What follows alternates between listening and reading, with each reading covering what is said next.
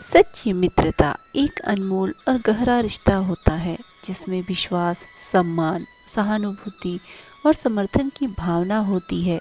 यह वह बंधन है जो साधारण परिचय से अधिक होता है और इंसानी जीवन का एक महत्वपूर्ण और समृद्धिकरण कारक माना जाता है।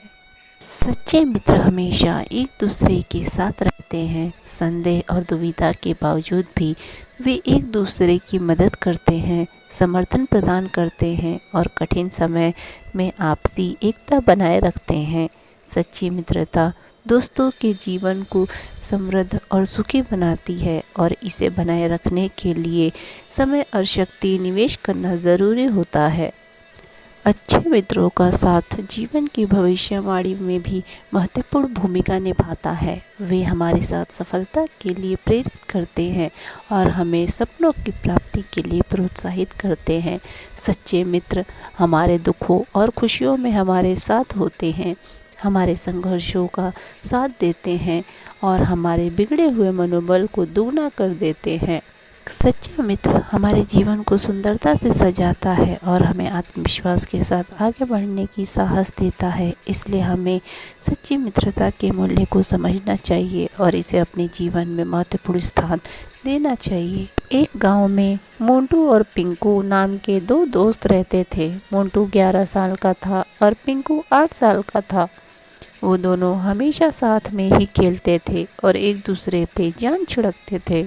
ये बात है, मोंटू और पिंकू खेलते खेलते एक कुएं के पास आ पहुँचे और वो दोनों खेलने में इतने व्यस्त थे कि उनका ध्यान ही नहीं रहा और गलती से मोंटू कुएं में गिर गया। मोंटू को कुएं में गिरा देख के पिंकू जोर जोर से चिल्लाने लगा। वहाँ पर आसपास कोई भी नहीं था, इसलिए पिंकू के चिल्लाने पर भी उसकी आवाज़ किसी ने नहीं सुनी। काफ़ी देर तक चिल्लाने के बाद पिंकू को लगा कि मोंटू अब कुएं में डूब जाएगा। उसने देखा कि कुएं के बगल में एक बाल्टी रस्सी से बांध रखी है। पिंकू ने तुरंत उस बाल्टी को कुएं में फेंक दिया और मोंटू से कहा कि इसको पकड़ लो। मोंटू ने उस बाल्टी को पकड़ लिया और फिर पिंकू रस्सी को अपनी तरफ खींचने लगा। पिंकू ने काफ़ी मेहनत की और रस्सी को बहुत जोर से काफ़ी वक्त तक खींचा। आखिर में मोंटू बाहर आ ही गया। दोनों ने एक दूसरे को गले लगाया और फिर घर जाने के लिए आगे बढ़े। रास्ते में दोनों ने यह तय किया कि हम घर जाकर बाकी सभी को भी ये बातें बताएंगे। कुछ देर बाद वो दोनों घर पहुंच गए और सभी घर वालों को और उनके आस पड़ोस में रहने वाले सभी लोगों को ये बात बताई। सभी ने यह बात सुनी, पर उनमें से कोई भी ये बात मानने के लिए तैयार नहीं था कि पिंकू ने मोंटू को बचाया।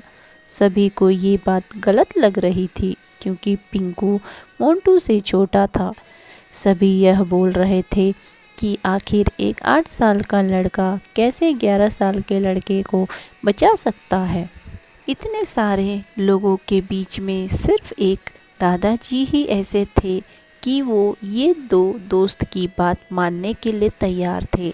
बाकी लोगों को जैसे पता चला कि ये दादाजी मोंटू और पिंकू की बात मान रहे हैं, उन लोगों ने उस दादाजी से पूछा कि आपने कैसे ये दोनों की बात मान ली।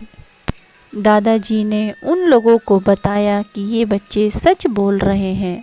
पिंकू ने मोंटू को बचाया होगा क्योंकि जब मोंटू कुएं में गिर गया था तब पिंकू के सिवाय वहाँ पर दूसरा कोई भी नहीं था जो मोंटू को बचा सके। ये बात पिंकू भी जानता था कि सिर्फ वो ही मोंटू को बचा सकता है और वहाँ पर पिंकू को तुम ये नहीं कर सकते हो ऐसा बोलने वाला भी कोई नहीं था, इसलिए पिंकू मोंटू को बचा पाया। दादाजी की बात सुनकर बाकी सारे लोग भी समझ गए और ये दो दोस्त की बातों पर भरोसा करने लगे। जब हमें ऐसा बोलने वाला कोई भी नहीं होता है कि तुम ये नहीं कर सकते हो, तब हम कुछ भी कर सकते हैं क्योंकि उस वक्त हम सिर्फ अपने आप की बात ही सुनते हैं।